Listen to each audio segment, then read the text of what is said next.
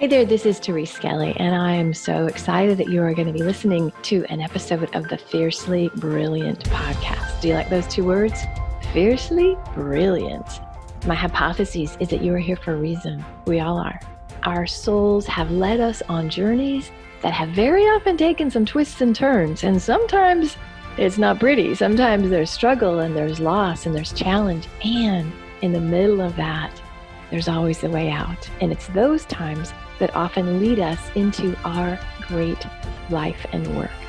So you're going to hear stories in these episodes of myself and other beautiful people that share the journey. They share how they got to the place where they're standing, working in their brilliance, and being the powerful leaders that they are. So stay tuned and enjoy this episode. Howdy, this is Therese, and I'm so excited that you're here with another episode of the Fiercely Brilliant podcast. And I just feel super blessed because I have amazing people in my life. And so I say, you got to come and talk to my podcast. And today I'm really excited to have Holly Chantal with us. Hello, Miss Holly. Hey, I'm so excited to be here. Awesome. And you look fabulous in your purple today. I really like that you're like. Thank you. You know, maternity clothes, I have very limited options. So I've been wearing this one a lot. It works. We're all working from home. Nobody sees it. It's all good, right? So anyway, so before we dive into the the kind of content of the podcast, tell people what you do, because you have a really cool business, and I love what you do to help people. So talk about that. Yeah, so I work mainly with coaches and some private practitioners that are trying to bring their businesses online. And really what I do is I help them align their brand, their business model, and their marketing systems with their next level of growth. So nice. After you've kind of gone through that startup phase and now your business is going, usually there comes a point where every time you try to introduce a new idea, it doesn't quite land. Yeah. And this is a signal where I come in and help you figure out, where the misalignments are. I find that usually, and this is probably something we're going to talk about today, it's usually you've outgrown pieces of your business, or have taken a turn that you didn't realize would take you off course from your vision, but it did. And there's a lot of inner work that Therese is very familiar with to bring a lot of those things back into alignment, as well as the strategic work. And I kind of blend the two so that you can, get back to really feeling aligned with your business and super profitable. Because that's, important. Something else that obviously is really important in your business is making sure that it's streamlined, efficient, and that you're making money. That's so cool. So what lights you up about what you do? So what lights me up is, it's funny you say that because my tagline is build the business that lights you up. Oh, I didn't even know that. Oh my gosh. Perfect wording. That's so funny. Boom. There we go. Yeah. So what lights me up is really helping my clients open up possibilities. Because usually when we go through that phase of figuring out what's misaligned, it's usually because what they really want doesn't align with what they think is possible. Oh. And so once we figure out, once we figure out what they really want, and they can see they can have that, you have everything you need to do that. And it is a good idea. And I don't care who told you that wasn't going to sell, or that people won't pay for that, or you can't see logistically how it would work. Everything's solvable. And that for me that's what lights me up, is just really opening up that ability to dream again for business owners. You're going to make me cry. This is so good. This is really good. Because I think it's easy to lose that, when you've had launches that haven't worked, or when you've had some hits, it's just, then you kind of scramble. So talk about, this is called the Fiercely Brilliant podcast. And today I see you really, I've always known, you and I did, what was your brand before? The Land of Brand? The Land of Brand, yeah. The Land of Brand. So you and I go way back. We go way back. And we actually did an interview where we were lip syncing. Do you remember the lip syncing interview? Yep. To Taylor Swift. What's the song? Haters gonna hate. Yeah. So this woman is so freaking creative. Holly is, at least for me, one of the standouts in the industry. You used to focus more on branding. Now you're doing kind of more the whole thing, sounds like. But you're living in your brilliance today. At least I think so, right? Thank you. From having a little girl crush on you, I'm like, damn, that woman's rocking. Was there ever a time, Holly, that you felt misaligned? Like obviously we teach what we need to learn, right? So I'm just curious like how that came. Yes, definitely. Really my stepping into helping people up-level their businesses really came from me realizing I needed to up-level my business.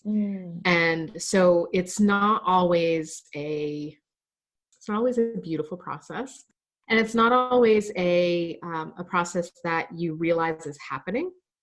And for me, I didn't realize that I was playing smaller or that I was misaligned. For me, I was just running my business, the way I felt was necessary, because I had, at the time, I had a 3-year-old and like a 6-month-old. And your choices in right. get to sleep and how much you get to work right. is a little bit constraints on you there. Yeah, there's some like real constraints here. So in navigating that, I had built my business in a way that allowed for me to have the kids home, and all the reasons why I have my own business, I was fulfilling those. But what I was doing in my business, I felt like what I really wanted to do wasn't possible. Because of those constraints, that, if I step into working with the people I really want to work with, and, where my my level of experience was more suited to, what if it didn't work? What if my, anytime I tried to dip my toe in the water, I get no response. So it's like, I'm not going to commit wholeheartedly, because I need to pay my bills. I need to be able to bring money in. And so there was just so much fear. And that, for me, that not stepping into that space that I really wanted to be in, and just starting to go through the motions, I started to lose my inspiration and, lose creativity. And it just felt like a drag. And I ended up really, really depressed. Had no idea that I was depressed. Because I thought depression was sadness. Right. Feeling sad and pessimistic, like whatever. And I am, right. And I am, I'm a realist / optimist. Everything, I know things are going to get better. I know, I'm very confident. But I was working with an actually hypnotherapist, to have her help me deal with some of the anxiety I was feeling. And she's like, you're depressed. You need to go to a therapist. Yeah. And it was like a wake up call. I was like, yes, if I look at all, I am. Well, hold on 1 second. Hold on. Because most people think depression is sad, it's therapy word, affective. I feel sad. I want to cry. But I don't want to get out of bed, But what were your symptoms? Because other people might be going, holy shit, maybe that's what's going on. So what symptoms led that other person to say, this might be this? Yeah. So for me, it was, I had a lot of anxiety. About just that it was that internal pull. Yeah. And I was it's going to sound crazy. I was hearing a lot of voices. and just, anytime I had an idea or an inspiration, it would be just 10 different versions of me giving their input. And it was driving me crazy. Wow. So that's where the anxiety come from. I forgot about that part. Good question. Cause it makes you think, go back to that place and think about it. And so that was originally, part of why I was going to the hypnotherapist, because that anxiety was I would literally stand in the middle of my kitchen and be like, should I put the spoon away? No, you shouldn't. It was just so real negative self. You're not hearing aliens tell you to go kill your neighbors. No, it wasn't even negative. It was just indecision. Indecision. Okay. You should do that. You shouldn't do that. If you do that, this will happen, but maybe that'll happen. And all the scenarios that could happen. Yeah. Oh, that's paralyzing. Yeah. And literally physically paralyzing. And, it felt kind of like I was trapped in a cage. I was meant to break through, but for some reason I just couldn't. Yeah. And my low point was, I remember it distinctly. I was sitting in the playroom, baby in my lap, 3-year-old next to me. Mm-hmm. And I just thought, I can't be here anymore. Mm. And that was when I was like, yeah, maybe I am depressed. Like maybe this is not good. Yeah. And Wow. just that for me to have that thought in a moment where I was content, it had nothing to do with the kids. Like I was like with my kids, like we were playing, but the chatter that was going on in my head, I was like, I can't do that anymore. Yeah. So I went to a therapist, and here's what's really cool. Found the best therapist because he instantly knew exactly what was going on. Mm-hmm. I was going through a spiritual awakening. And those of you that have gone a therapist told you that? Yep. Oh, that's why I said it was like the right therapist. Yes. Oh my God. Oh, I'm just tingling all over. So thank you for sharing that. Those of you that have gone really through good. that, I had no idea what that was. And he's like, he's like, those voices, you're just reaching another level of consciousness. He's like, they're all just, he's like, we can work with them. My God. Because another person would have been pathologized and on meds and, heavy duty diagnosis. So, oh my gosh. Okay. Keep going. And so he helped me kind of navigate the beginnings of that. And then I hired a spiritual coach who is very much like what you do and clearing blocks and finding like the root causes of some of these things. And so I went, that's where I started my spiritual journey. And that's why that metaphysical piece and that spiritual piece has become such a big part of my work. Yeah. And their catalyst was really my business. Like I said, things at home were good. It was just, I wasn't stepping into something. And when I did, everything broke open, things got easier. And it took a while to get there, but I'm so happy with the way things are now. Oh my God. Well, I guess this is what I love about this show is that women like you, who somebody could look at and say, you have it all together. My God, life must have been easy for you. Look how you're so polished. And so to speak the truth, because there's another woman in a cage, Holly. There's another woman going, I don't know that I can do this. And so what would you say? Like, I think we need to speak into that because it's we all have our specific breakdowns. And so if somebody comes to you, like, let's talk about that. Somebody's in a cage, like, I don't know that I can keep doing this. What would you say? Definitely get support because it's something that is so hard to navigate on your own. Yeah. And if you need help finding support, I'm sure Teresa and I can help connect you with someone. Yeah. And you need that spiritual awakening piece is something that you feel so alone because no one else understands what you're going through because they haven't been there yet, unless you have a partner or a friend that has been there. And then they're like, yay, I've waited for you're this. Coming. Yeah. Right. So it can be lonely, but it doesn't have to be. And then from a business perspective, if you feel like, you're hitting that wall and anytime you introduce a new idea, it's not panning out when things panned out really well for you before. Like you've always followed your instincts and now you're starting to lose your confidence. Right. That piece is where you really need to start thinking about, like, is it a strategic problem? Which chances are it's not. If you have a track record that shows that you've been successful in the past and your idea works, your ideas work, chances are there is a misalignment in what you're committing to. And when you can fix that misalignment, which shows up in two ways, it shows up energetically, but it comes out through your words. For example, I might be working with a client that really wants to get out of that one-to-one model and break into groups, but they believe that they can't deliver the same value in a group program as they do one-on-one. Right. That's a belief. And so the words they'll use, or when they're having a sales conversation, there's like an energy behind them that says, I don't believe this, I'm going to be able to get you the results. Ooh. I'm afraid to offer this. Even though you're not saying that. Yeah. But it permeates the room and you're not getting sales, right? Yeah. They're like, your audience feels a sense of unease. They feel lack of confidence, and it's on a subconscious level. So they're not thinking bad thoughts about you. But they're not taking action, and that's why. So we can get like, that's kind of where I work with people, is like getting both the energetic piece and the like making sure that we're using the right words that are speaking to the right people. Right. Because just nuances, like one word off and you're speaking to a totally different audience than you thought you were.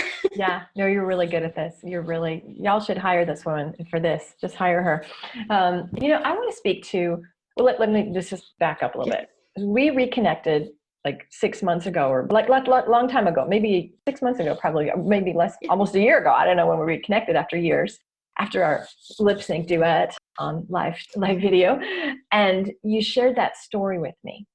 And I shared my story of, the breakdown that I had been in.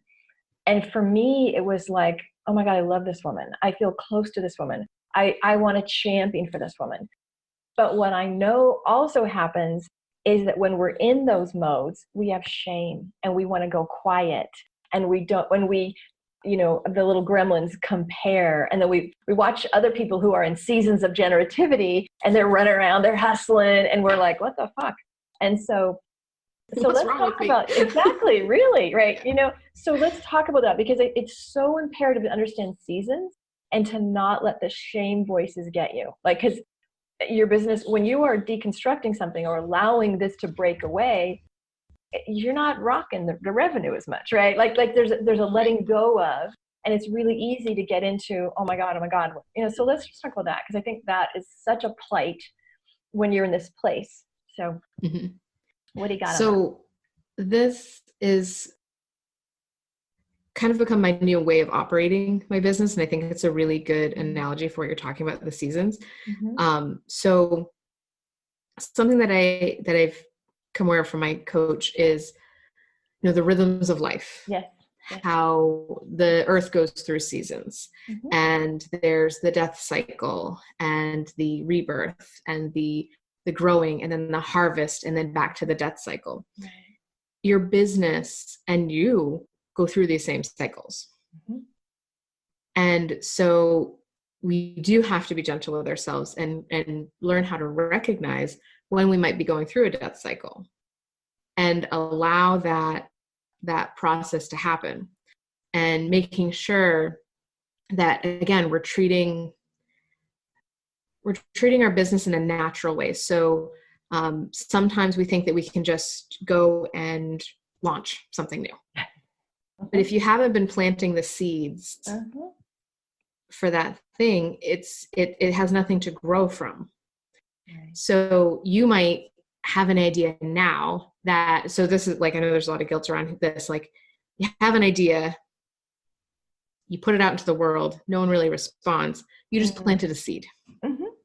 Right. And Nothing's if you don't deliver on that now, because I've done that before, like, I'm going to do this course and I might even get a response, but then I just, change directions, or, something comes up, and then I feel like really guilty that I said I was going to do this and I didn't. There's integrity, but then there's also I planted a seed. I know there's people that want to do that, and when I'm ready to come back to it, I can. Just understanding that, and using, you might journal on it. Moon phases are really good for this, because the moon goes through a cycle every month. Every month. They go through every month. Mercury retrogrades are another time that when you learn to work with them are actually really awesome. Nice. Most people, so many people dread Mercury retrograde, and I've learned to embrace them, and really cool things happen. Cool. If you flow with the energy right. So just, going back to just really basic rhythms in your operation. I used to get really, really anxious when my creativity, I couldn't write, or I couldn't, I wanted to create, but the ideas weren't there. And it was like I was just pushing something uphill. And then I learned to just wait, which is so hard to do, especially when you're high achieving type A person like me. I get it. And just realize that I can't always be at level 10. needs to recuperate. There needs to be rhythms. I need to take that time to focus on other things that I might have been ignoring Right. during those really creative times. And even though the creative times are way more fun, Right. there's other things that need tending. There's other parts of my garden that need to be worked on.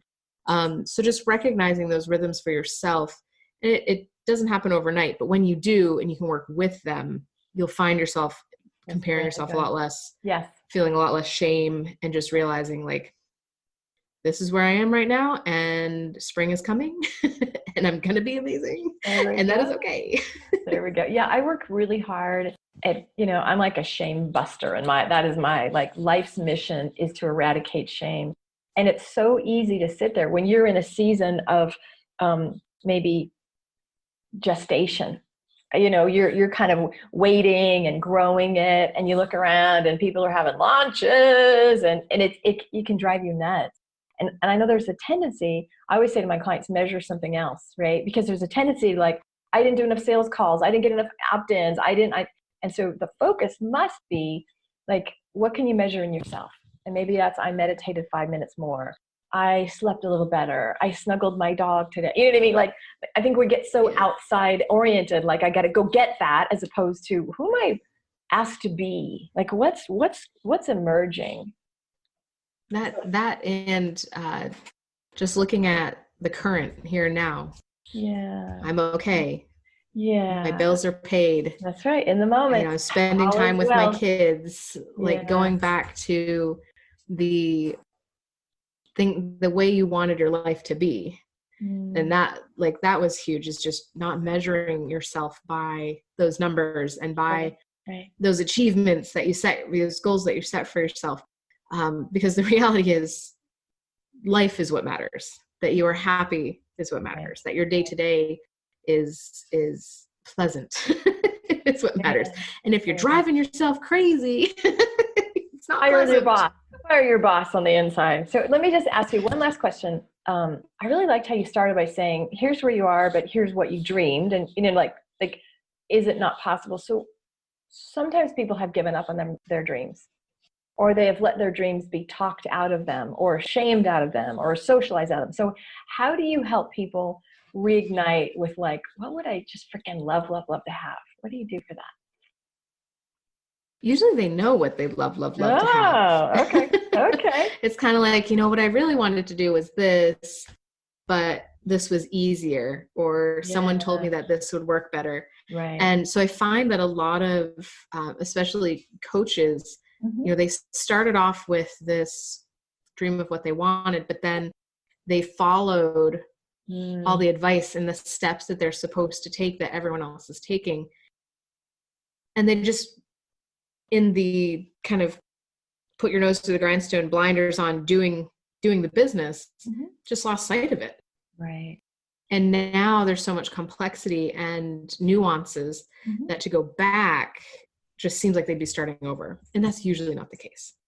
And we can also find non-conventional ways that people are not teaching that, blend your gifts and, maybe bits and pieces of these strategies into something that would work better for you.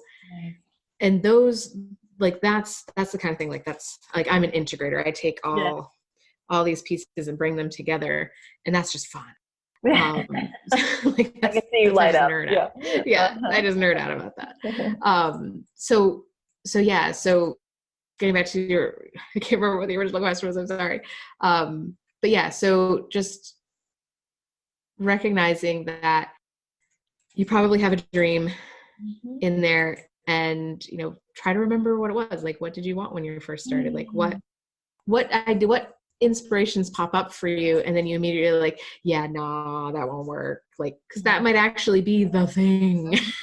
Well, and you know what they say, I like this, make decisions not based on what has worked, but based on what you desire, right? So if you say, I want to be on stages, but nobody ever shows up to my events, that's crazy, right? So you don't let the history determine. And I just love that you're a dream builder.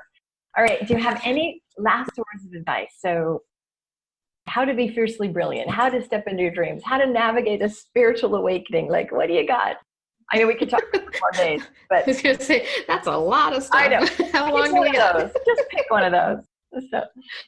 Yeah. So I guess my piece of advice would be to go maybe journal, meditate, like do whatever you need to do that will take you out of your normal strategic analytical mind and just explore, like, what if? What if I could do this? And not like, don't focus on the how it would happen, but like, what if I could work only 20 hours a week? What if I could, work with these clients that, I feel like I have like crushes on, but are just so far out of reach because they might not be out of reach. Right. And so just like play a game of what if with yourself of what it would look like. And then, what if all that was possible, and see what comes up for you.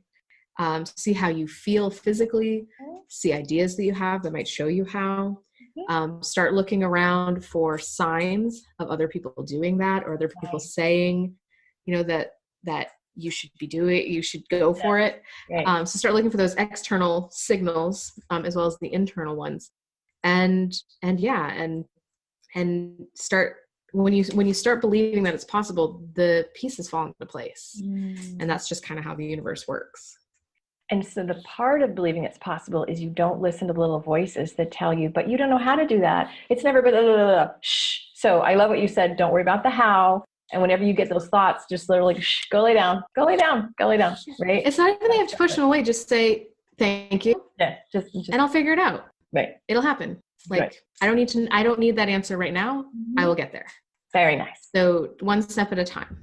Very nice. Good. So I would imagine people listening to this would be like, how do I get more of Holly? So how do they follow you? And all the links will be in the show notes and all that, and do you have a free gift that you want to share with people? I do. So my website is hollychantal.com. Pretty simple.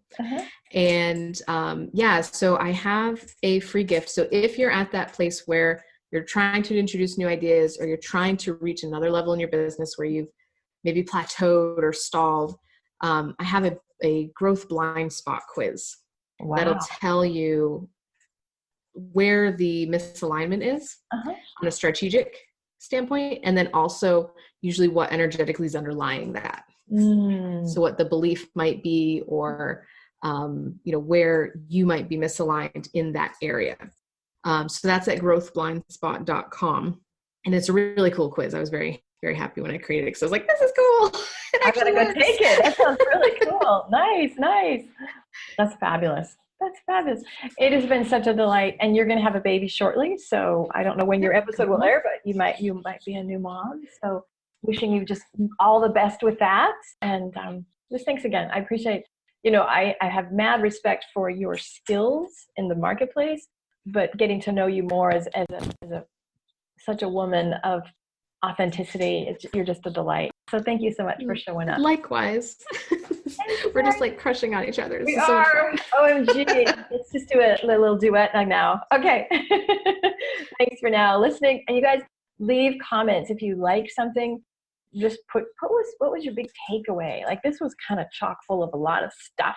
And what I love is when women like this come and share the real deal, because we can't get through this pretending. We can't get through this with like hiding the stuff. And I love that we have leaders like Holly and me that will just share the scoop, right? Because that shame only gets you when you're hiding, right? But when you talk about this stuff, we inspire each other. So let us know how you like this episode. And feel free to reach out to Holly or I if you have any questions, or we can support you more. All right.